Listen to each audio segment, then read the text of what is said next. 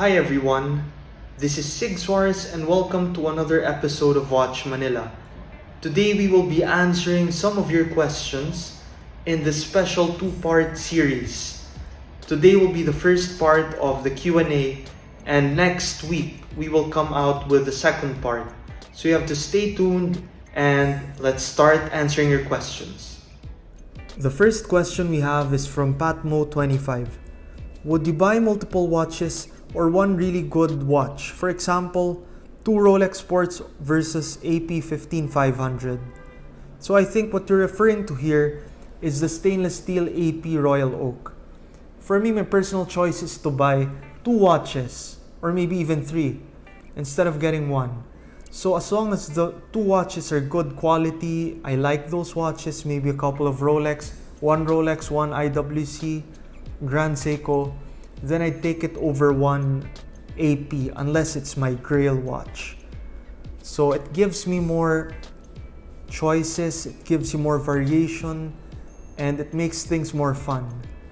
Okay, so let's go to the next question. Lester 2K1. Independent brands worth buying at different price points. Okay, so this one is interesting. I like your question because many people just go with the traditional watch brands. For starting it up, I have two Filipino watch brands which I think are doing quite well. Ibarra watches you can get for 8,000 going up to around 18. You have Makina watches. They're also doing a tremendous job. They have beautiful watches. So they go at around 30, 35, 40. So it's that range. Then you can go up next to Christopher Ward. This is a brand which a lot of people miss out, but I like it. Their designs and their movements are good.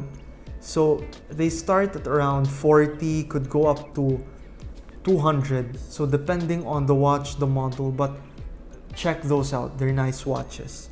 The next one would be Nomos. Nomos is critically acclaimed. Everyone likes it, I think. You see a lot of reviews, positive reviews about it. So take a look at Nomos. The prices start at 70, can go up to hundreds of thousands. And if you really have that extra money, you can now go with Grubel 4C.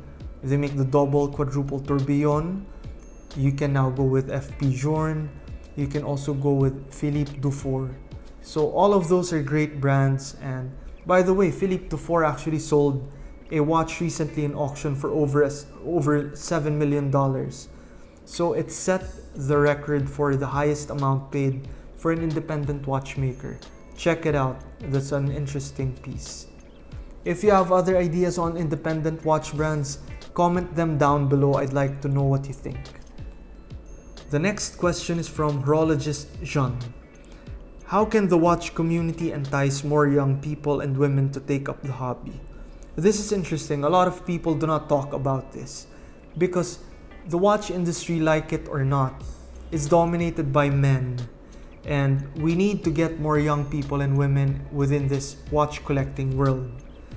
So how do we get young people to be enticed by the current watch collectors? It starts with their parents, their grandparents, because I believe that watch collecting is a transgenerational thing. So the grandparents, the parents would share with the child their love for watches. Starts with a gift, starts with storytelling, how this watch was handed down by his grandfather to him, etc. So that's the starting point for young people. For women, I do believe that the first touch point would be the jewelry shops, which also have watches, such as Cartier. You have Tiffany sometimes selling the Pateks. You have Bulgari. So these really are touch points to getting into watches. And when these people, the women, start to love watches, they would now look beyond the jewelry, beyond the shop, to know that there is a greater world for watch collecting than their jewelry shop. So that is a very important question, and thank you for asking that one. The next question is from Timepieces at Work. What do you guys think about Richard Mille? The RM brand, I think, we're all guilty with it. A lot of us are guilty with it, that we tend to judge the book by its cover. I'm guilty of it. So initially when it came out, I found it too radical. It wasn't circular. It wasn't anything which we grew up what a watch looked like. It was different.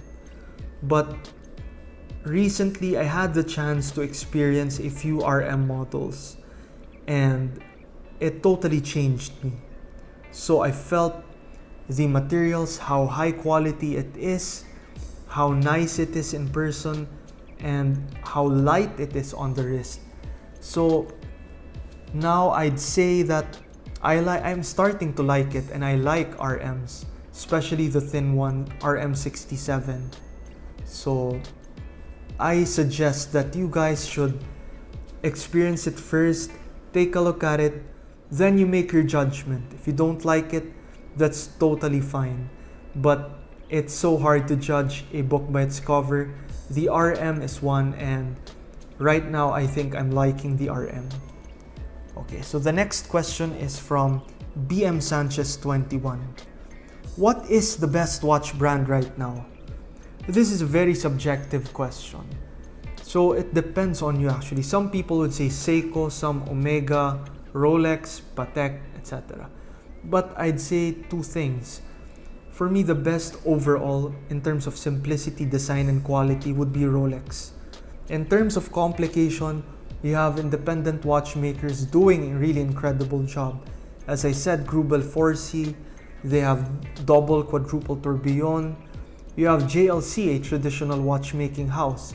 They just made the Reverso with a lot of faces with so many complications in it. So that's also a good and excellent watch brand. So I say that's one of the best in terms of complications. It's subjective, but let me know what you guys think. The next question, I'd answer them together. It's from Marco Alburn. Is it okay if you don't have a watch winder? And the question from Miss Honey Maish is about watch winders. So I just answer, is it okay not to have a watch winder? It's perfectly fine not to have a watch winder. They say that it's nice to have a watch running and running and running, but sometimes it also needs some rest. And you know what? The best thing to do with the watches would be to wear them. That's the best kind of watch winding system you could ever find. So you wear your watch, you get to spend time, and you get to enjoy your watch. They're not meant to be displayed, they're not meant to be kept in some storage. You have to wear them, you have to enjoy them. The next question is from Louis Dangat. Not a question. Please put a watch collection of Duque. I think you're referring to Secretary Duque, Health Secretary Duque. There have been a lot of people who have approached us, and some outlets actually which have approached us, and they've been wanting the same. But Watch Manila remains apolitical, and we don't really go into these things. Some of the people might ask, why did you do a video on the watches of the president? Because what we're concerned about is the presidency, the prestige of the presidency. So as to that one, that's probably the most exception which we could make in terms of politics. But we're steering clear away from this one as a matter of policy. So please understand, and thank you so much. The next question comes from El Relo. Best value for money, good quality strap suggestions. The first brand that comes to my mind is Asprey. Asprey features a selection of good quality straps for a decent price, and it has decent quality. If you want to go with higher quality, you go with Rubber Bee, and you go with Everest bands. For Rubber Bee, the thing I like there the most is their swim skin straps. You can take a look at it. It looks like leather, but in reality it's rubber. So with climates like here in the Philippines, you go around, you sweat a lot. You can't afford to be wearing leather straps all over. You have to be wearing metal straps, metal bracelets, and rubber straps.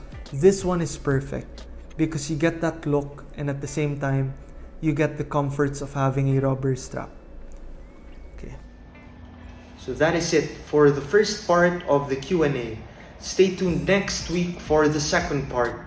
See you again next week and continue to join me watch the watches.